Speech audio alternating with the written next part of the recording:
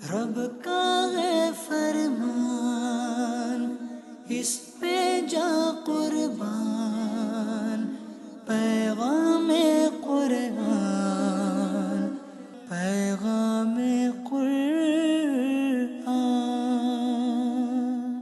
الحمدللہ رب العالمین والصلاة والسلام علی سید المرسلین، اما بعد فاعوذ باللہ من الشیطان الرجیم، بسم اللہ الرحمن الرحیم۔ الصلاة والسلام علیکہ یا رسول اللہ وعلی آلکہ واصحابکہ یا حبیب اللہ، الصلاة والسلام علیکہ یا نبی اللہ وعلی آلکہ واصحابکہ یا نور اللہ۔ ناظرین، ایک بار پھر پروگرام پیغام قرآن میں حاضر ہیں، اور پیغام قرآن میں قرآن پاک کے خوبصورت واقعہ بھی سنتے ہیں، اور اس واقعے کے بارے میں جان کر اپنے لیے میسج، اپنے لیے پیغام بھی لیتے ہیں۔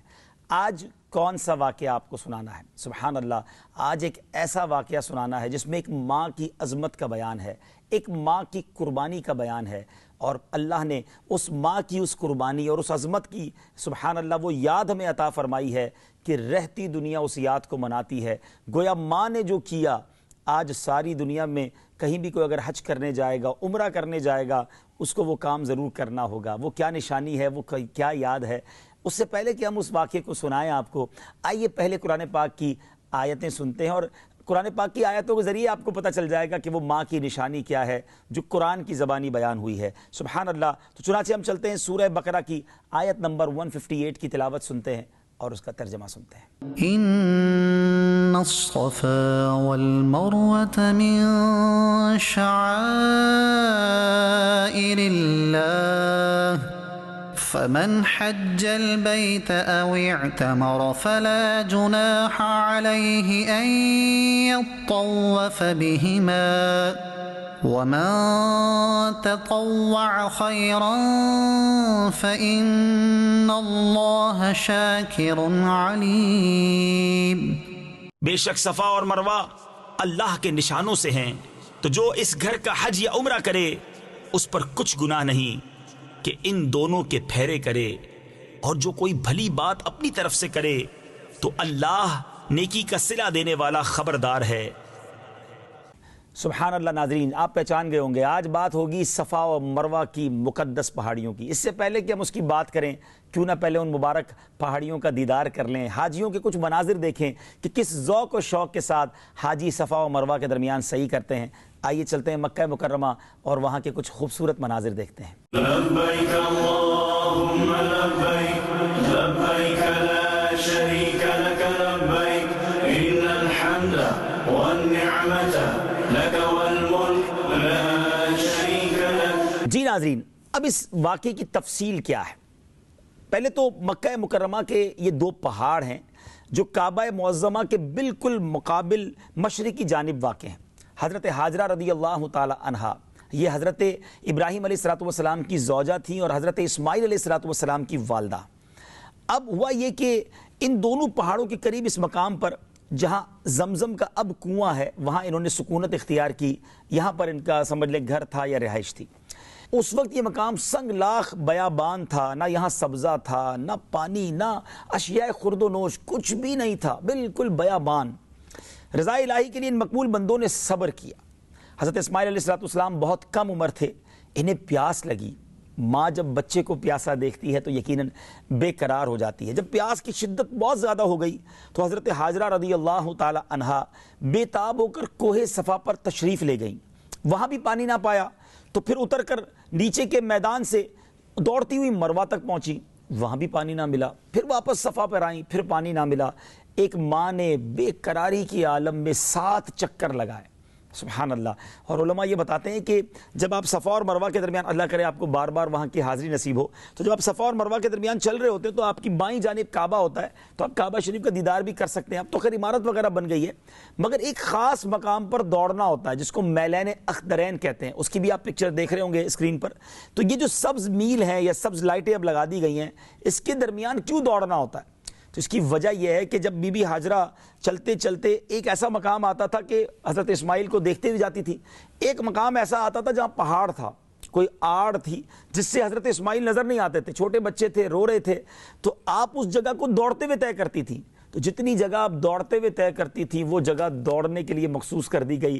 مردوں کے لیے اب وہاں دوڑنا سنت ہے, میلین اخدرین بنا دیے گئے. گویا ماں کی یاد بھی اللہ نے کیسے باقی رکھی, اور جس جگہ وہ دوڑی وہاں دوڑنا ہے, جس جگہ وہ سکون سے چلی وہاں سکون سے چلنا ہے.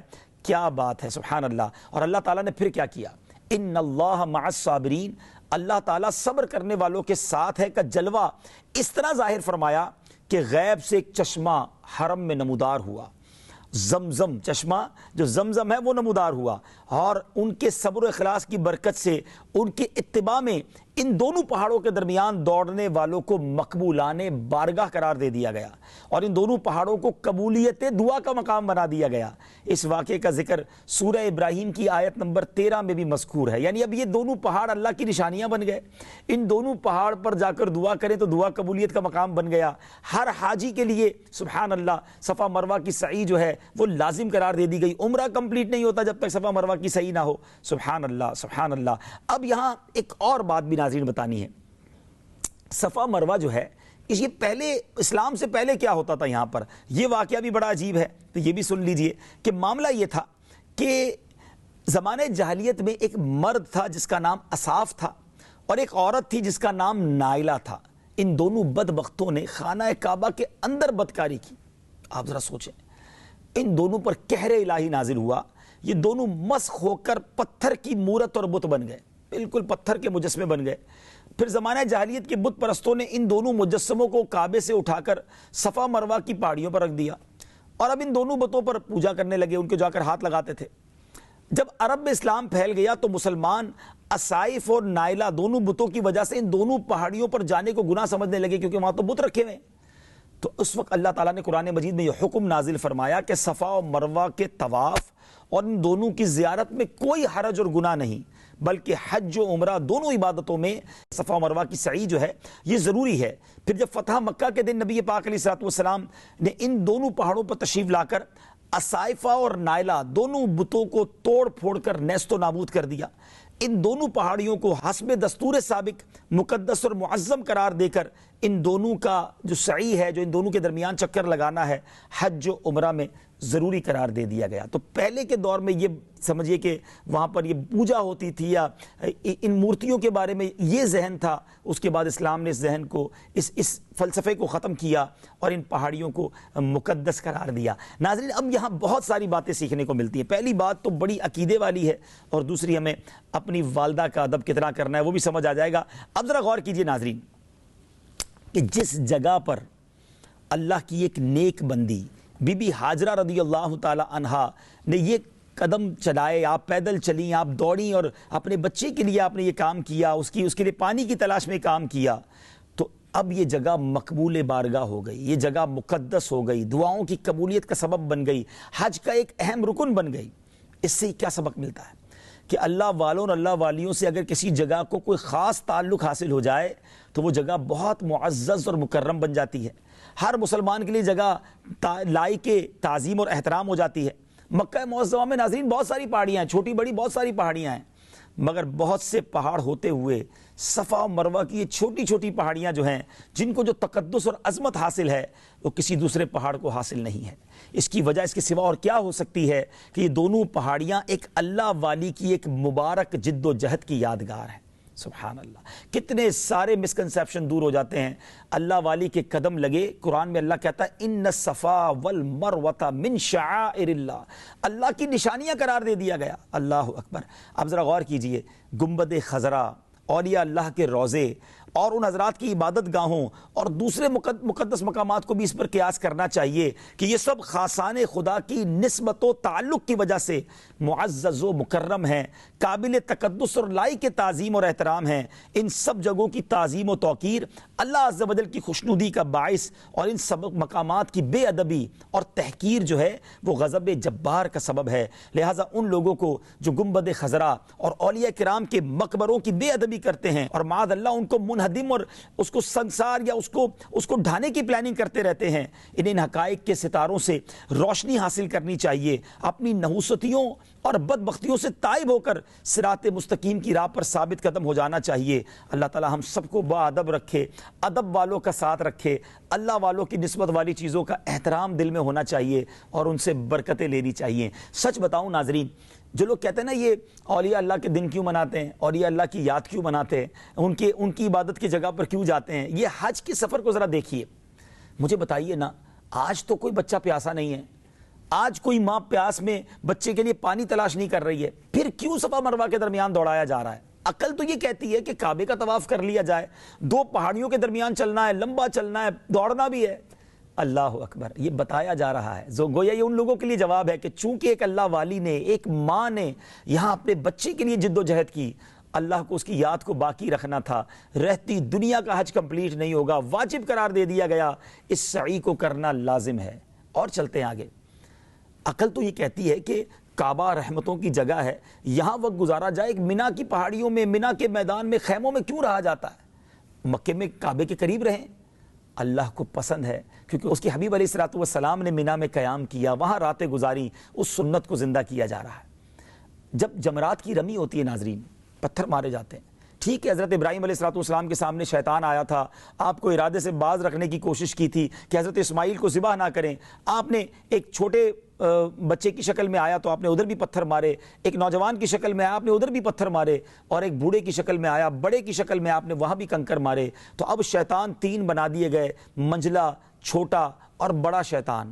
لیکن سوال یہ ہے, اب تو شیطان وہاں نہیں ہے, اب یہ کنکر تو اسے نہیں لگ رہے, یہ کیوں کنکر برسائے جا رہے ہیں, سارے حاجیوں کے لیے کیوں ضروری قرار دے دیا گیا؟ سبحان اللہ. اللہ کو اپنے خلیل کی ادا کیسی پسند آئی ہے کہ اب وہاں شیطان بظاہر نہیں ہے, نہ ایسا موقع ہے کہ شیطان آ کر کسی نیک کام سے روک رہا ہے, مگر سارے حاجیوں کا اب یہ کام ہے کہ تینوں دن جو ہے وہ مینا میں جا کر وہاں پر کنکریاں برسانی ہیں. سبحان اللہ. تو گویا اپنے خلیل کی ادا کو ادا کروایا جا رہا ہے, اپنے خلیل کی ادا کو یاد کروایا جا رہا ہے. اللہ والوں کی یاد ہے حج ناظرین.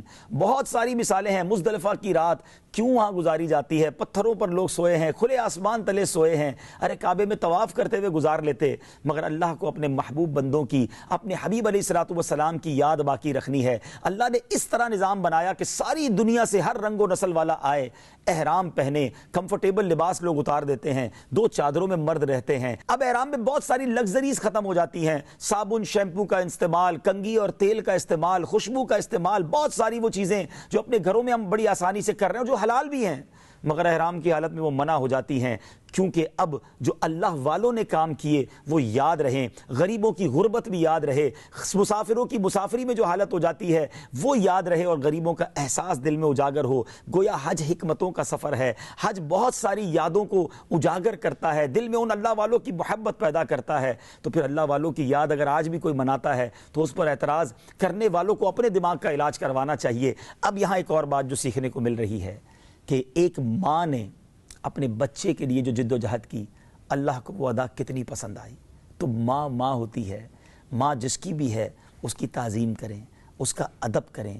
ماں بے قرار ہوئی, بچہ پیاسا تھا, اللہ نے غیب سے انتظام کیا, زمزم کا کنواں جاری کر دیا. آج بھی ماں ہاتھ اٹھا دے, آج بھی ماں بچے کے لیے اللہ کی بارگاہ میں التجا کرے, ماں تڑپ کر اپنے بچوں کے لیے دعا کرے, اللہ غیب سے انتظام کر دے گا. آپ کے غم, آپ کے قرضے, آپ کی پریشانیاں, آپ کی بیماریاں سب دور ہو سکتی ہیں اگر ماں کی دعائیں آپ کے ساتھ ہیں. مگر حال یہ ہے آج ماں تکلیف میں ہے, آج ماں غم میں ہے, آج بچے ماں کو تکلیف دیتے ہیں, والد کو تکلیف دیتے ہیں. نہ کریں ایسا.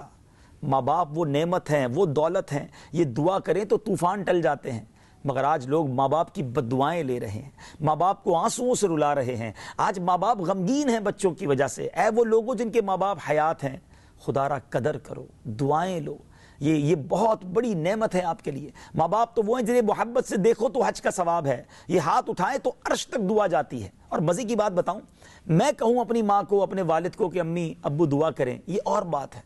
میں کہوں نہ, مگر خدمت ایسی کروں کہ وہ خود ہاتھ اٹھا کر دعا کریں, وہ دل سے دعا کریں, پھر دیکھیں کیسے مشکلیں آسان ہوتی ہیں. اور سبحان اللہ, اب ایک اور عشق والی بات, آب زمزم اتنا مقدس پانی ہے, سبحان اللہ, اس میں شفا ہے, اس کو دیکھنا عبادت ہے. اب ذرا غور کریں کہ آب زمزم جاری ہوا, حضرت اسماعیل کے قدموں کی رگڑ سے اتنا مقدس پانی بن گیا۔ علماء نے بحث کی کہ کیا آب زمزم سے بھی کوئی مقدس پانی دنیا میں ہے؟ سبحان اللہ، علماء کہتے ہیں کہ آب زمزم سے بھی مقدس ایک پانی دنیا میں تھا، اور وہ پانی تھا جب حدیبیہ کے مقام پر نبی پاک علیہ الصلوۃ والسلام کے صحابہ پیاسے تھے، میری آقا کی انگلیوں سے جو پانی کا چشمہ جاری ہوا، فوارے جاری ہوئے، وہ پانی کائنات کا سب سے مقدس پانی ہے۔ حدیبیہ میں صحابہ کرام کو وہ پانی نصیب ہوا۔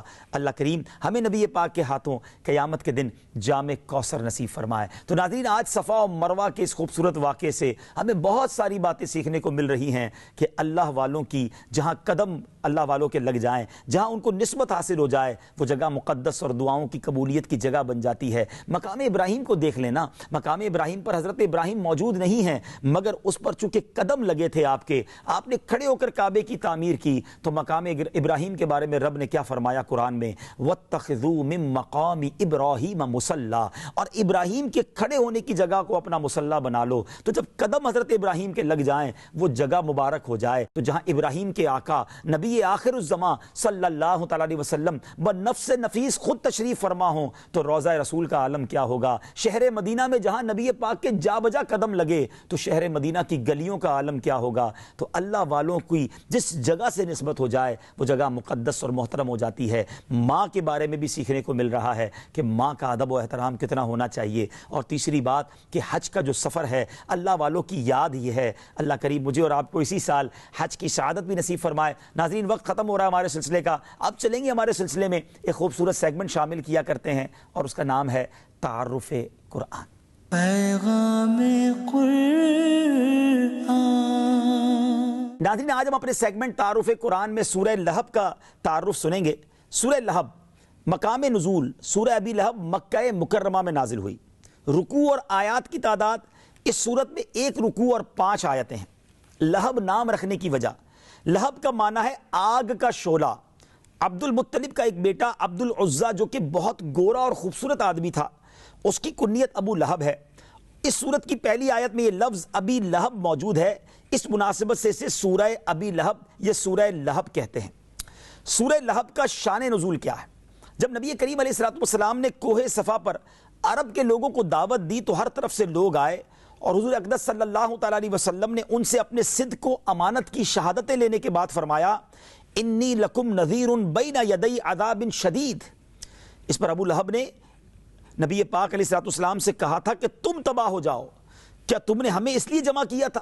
اس پر یہ سورۃ شریف نازل ہوئی، اور اللہ تعالیٰ نے اپنے حبیب کریم علیہ الصلوۃ والسلام کی طرف سے جواب دیا۔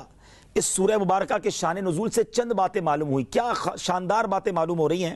نمبر 1، حضور پر نور علیہ الصلوۃ والسلام اللہ تعالیٰ کے محبوب ترین بندے ہیں کہ آپ علیہ الصلوۃ والسلام کے گستاخوں کو اللہ تعالیٰ نے خود جواب دیا۔ بلکہ یوں بھی کہہ سکتے ہیں کہ دشمنان خدا کو جواب دہی سنت رسول ہے، اور دشمنان رسول کو جواب دینا سنت الہیہ ہے۔ اللہ اکبر، مرتبہ دیکھیں میرے آقا کا کہ گستاخی نبی پاک علیہ الصلوۃ والسلام کی گئی ہے، جواب رب قرآن میں عطا فرما رہا ہے۔ نمبر 2، جس قسم کی بکواس کفار نے نبی پاک علیہ الصلوۃ والسلام سے کی کہ معاذ اللہ آپ تباہ ہو جائیں، اسی قسم کا جواب اللہ تعالیٰ نے دیا اور خبیثوں کو اس انجام تک بھی پہنچایا۔ یہ حضور علیہ الصلوۃ والسلام کی محبوبیت کی دلیل ہے۔ نمبر 3، قرآن کریم نے تمام مجرموں کی سزائیں بیان فرمائیں، جن میں سب سے زیادہ سخت سزا نبی پاک علیہ الصلوۃ والسلام کے گستاخ کی ہے۔ قرآن کریم نے اس کے متعلق کبھی فرمایا زنیم یعنی بدکاری کی پیداوار، کبھی فرمایا ابتر یعنی خیر سے کٹا ہوا اور محروم، کبھی فرمایا تبت یدا تباہ ہو جائے، اور کبھی فرمایا اللہ انہیں ہرگز نہ بخشے گا۔ یوں ہی جیسے انعام نبی پاک علیہ الصلوۃ والسلام کے ادب اور تعظیم پر دیے گئے، ایسے کسی اور عبادت پر نہ دیے گئے۔ سبحان اللہ۔ نمبر 5، بڑی شرافت، عزت و نسب والے اور مال والے نبی پاک علیہ الصلوۃ والسلام کی مخالفت سے ذلیل و خوار ہو گئے، تو پھر دوسروں کا کیا پوچھنا۔ اللہ مجھے اور آپ کو ہمیشہ پیارے آقا کا با ادب رکھے، نبی پاک سے محبت کرنے والا رکھے، نبی پاک کی ہر چیز سے محبت اور ادب ہمیں نصیب فرمائے۔ سورہ ابی لہب کے مضامین کیا ہیں؟ سورہ لہب کے مضامین یہ ہیں کہ نبی پاک علیہ الصلوۃ والسلام سے دشمنی رکھنے اور انہیں ایذا پہنچانے کی وجہ سے ابو لہب دنیا میں ذلت و رسوائی کے ساتھ ہلاک ہوگا، اور آخرت میں اسے جہنم میں ڈال دیا جائے گا، اور اسی طرح اس کی بیوی بھی عذاب میں اس کے ساتھ ہوگی، کیونکہ وہ اس دشمنی میں اس کی مددگار تھی۔ سورہ نصر کے ساتھ مناسبت، اس سے پہلے اذا جاء نصر اللہ سورہ نصر ہے، تو ان دونوں صورتوں میں کیا مناسبت ہے؟ سورہ لہب کی اپنے سے ماں قبل صورت سورہ نصر کے ساتھ مناسبت یہ ہے کہ سورہ نصر میں اطاعت گزاروں کی جزا بیان کی گئی کہ انہیں دنیا میں مدد اور فتح حاصل ہوگی اور آخرت میں عظیم ثواب ملے گا، اور اس صورت میں نافرمانوں کے بارے میں بتایا گیا کہ وہ دنیا اور آخرت دونوں میں نقصان اٹھائیں گے۔ اللہ پاک ہم سب کو باادب رکھے، رب کریم اپنے عذاب سے ہمیں ہمیشہ محفوظ فرمائے اور نیکوں کے ساتھ جنت میں داخلہ نصیب فرمائے۔ یہ صورت جہاں ابو لہب کی مذمت پر ہے، وہاں شان مصطفیٰ صلی اللہ تعالیٰ علیہ وسلم بھی ظاہر ہو رہی ہے کہ گستاخی ان لوگوں نے کی، جواب رب نے دیا۔ اللہ کریم ہم سب کو قرآن پاک پڑھنے، سمجھنے، اس پر عمل کرنے کی توفیق عطا فرمائے۔ مدنی چینل دیکھتے رہیے، اگلے سلسلے پیغام قرآن میں ایک اور قرآن کا واقعہ اور اس سے ملنے والا میسج لے کر حاضر ہوں گے۔ صلو علی الحبیب صلی اللہ تعالی علی محمد صلی اللہ علیہ وسلم۔ رب کا ہے فرمان، اس پہ جا قربان۔